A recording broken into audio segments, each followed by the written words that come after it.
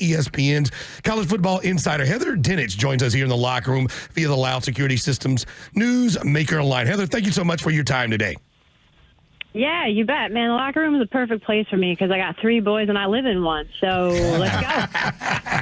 Well, there you go. There are a lot of locker rooms open that don't have their head coaching jobs, especially in the SEC. Right off the rip, we've been over the last few weeks trying to figure out where is stop number 1 and then ranking the college jobs that are open. What is your opinion, and where is a place that should be last on the list when you think of all of the things that comes with taking a head coaching job? Well, 2 things. One, it is truly a personal decision for the head coach because the first question you have to ask is, do I want to go through the SEC to try to win a national title? Or do I want to go through the Big Ten, right? Because if you are hired at Penn State, you have everything you need. You have the sport of administration. You have a good AD and Pat Kraft. You have the NIL money, resources, boosters, former players, lettermen, all the pieces in place. The same thing James Franklin had there, right, to win a national title. And you got to go through Ohio State, Michigan, Oregon. It is not easy. Washington, USC, it's hard. But I think that's a great job. And then you've got Florida and LSU. Florida and LSU are fantastic head coaching jobs, unless you've got the governor involved in the situation and interim president and board that's answering to I'm not sure who and no athletic director. So I put LSU last on that list because of the dysfunctional org chart right now. I don't know why anyone would want to walk into that since it's been exposed recently. So I would put Florida at number 2 because it's a great job. Scott Strickland is in place as the athletic director. You got the administration. You can recruit. You got the talent. But you got to 2 years in a row now, Florida has had the toughest schedule in the whole country. So do you want to do that? And if it's not Lane Kiffin, do you want to be the guy who's not Lane Kiffin? Right? You see what I'm saying? That is the next question. Look, you can't remove passion from college football. It is interwoven into all programs, big, medium, and small. But to that point, are we at a crossroads where passion and prudence need to be realigned? Because all of these coaches that are being fired, they're not a number of quality proven coaches available to take those jobs. Are teams and programs going to have to settle down a little bit, or is it a good thing to fire coaches before Thanksgiving? Can I just use part of this answer here to say, how about the players? No one is talking about the players. I mean, we're on the locker room, right? The locker room has been upended at major programs. I mean, think about kids like Garrett Nussmeier, who are trying to get drafted, got banged up. Now his season's upside down. There are people and humans and assistant coaches and families involved. And so I just want to take a minute to remind people that this isn't just trading cards, right? People aren't just passing people around. But to your point, yeah, everybody has to take a deep breath here for a minute, because in the 12-team college football playoff, even though it's a bigger field, it's more difficult to win the national title. It's going to get even harder when the SEC goes to 9 conference games next year.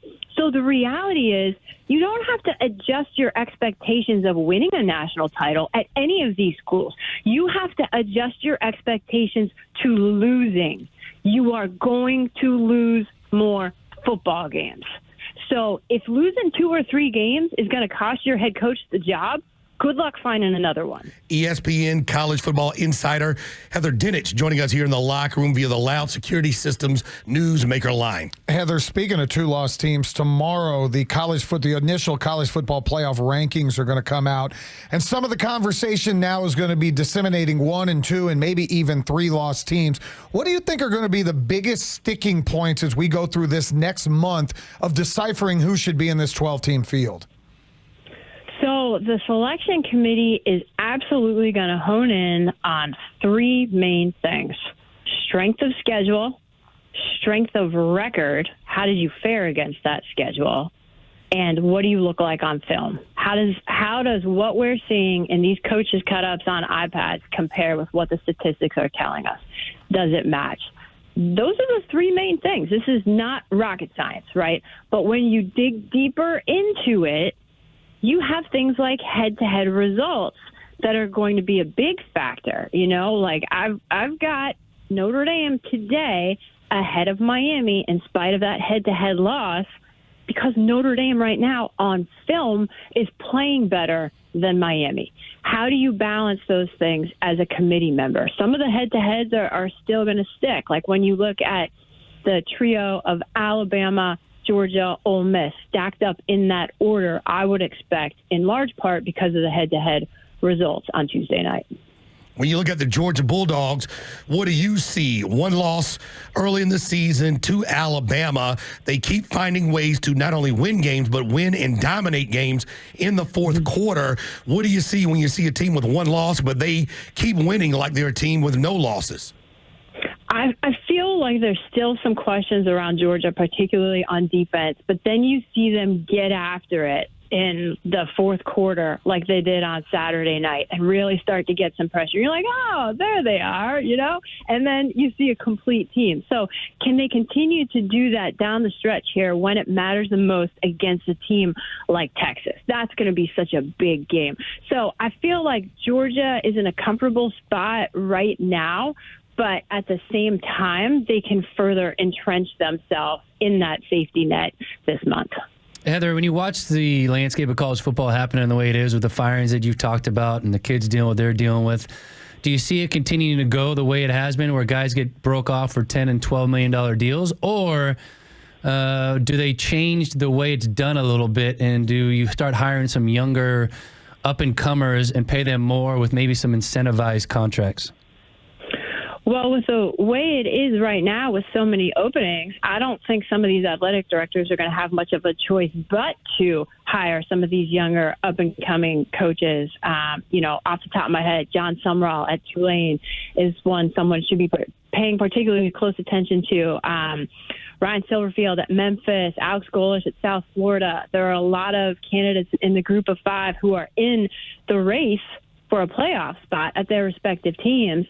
But the reality is, as long as the agents are involved in all of this, and the athletic directors are trying to keep guys like Kurt Cignetti at Indiana, right? Matt Rule, you're signing these contracts, Rhett Lashley. As an athletic director, you're kind of in a bit of a bind. I mean, I think part of the problem goes to schools who are trying to lure these guys away, paying part of those really big buyouts. That's part of the issue. Have you had a chance to watch your alma mater play football this year? Yes, yeah. I mean, I think Fernando Mendoza, their quarterback, is playing great. I think he should be in the Heisman conversation. The crazy thing is that Indiana's better. Indiana's better this year, and I think they proved that by going on the road and beating Oregon by double digits. But I tell you what, the Ducks are another team that I'm very curious about down the stretch. November is going to be a prove-it month for Oregon because they don't have anything on their resume. The best team they played, they lost to at home by double digits. Heather, when you look at teams that have taken precipitous falls this year, obviously we talked about the coaches that have been let go. What's going on at Clemson? This was a team that I think all of us back in August and September were thought of as them being a national title contender, and now they've got multiple losses and quarterbacks are hurt and whatnot. Do you see a scenario where Dabo Swinney maybe wants out of there and decides to go somewhere else and take on a new challenge? That's a great question because they are one of the most perplexing programs. I had them at number 2 going into the season. But I don't know. He's worked so hard at Clemson. And I think, again, back to your earlier question, if you just step back and say, okay, it's a bad season, but can you get through it without making a knee-jerk type reaction? And I guess the bigger question, too, is how does this impact 2026? And beyond? What is this doing to recruiting? What is this doing to public perception? He just got fined yesterday for questioning the officiating. It's just like, what else can go wrong at Clemson right now? But I think how it impacts 2026 is part of the answer to that question. But, I mean, nothing surprises me in college football, but at the same time, I was there at Clemson when he became the head coach and coached his first game. I was standing on the field as that game against Georgia Tech ended. I was there when he was the wide receivers coach. And, it's part of him. So I think it would be really hard for him to do that. Joined by ESPN's college football insider Heather Dinich here in the locker room on The Fan. To that point, Lane Kiffin is the name du jour, and the programs that reportedly would want him are championship programs that have had winning in the past. But that's the old setup for college football. In the new setup, Indiana can have a new day. Ole Miss can have a new day. Oregon can have a new day. What should Lane Kiffin do if he is presented with more money, but he could still get a raise at Ole Miss? Well, and that's the thing. He went on the Pat McAfee show and said that he doesn't make decisions based on money. And I think there are a lot of coaches out there, not just Lane Kiffin, who are going to survey everything and be like, you know what? I'm okay right here. Everything is okay. And that wouldn't surprise me either. It really wouldn't. I had a chance to go to the Ole Miss LSU game there at Ole Miss, and he was fired up going out of the tunnel after that game, flinging his visor, you know. I know that he has a true affinity for the University of Florida, having some ties there, but I don't know, guys. It's such a personal decision. It really is. I certainly am not the person to tell Lane Kiffin what to do. Well, we thank you for your time this morning here in Atlanta on the Locker Room. We hope we get a chance to talk to you soon and very soon, and we'll continue to watch what you put out there on ESPN as it is certainly informative and entertaining. Thank you guys so much.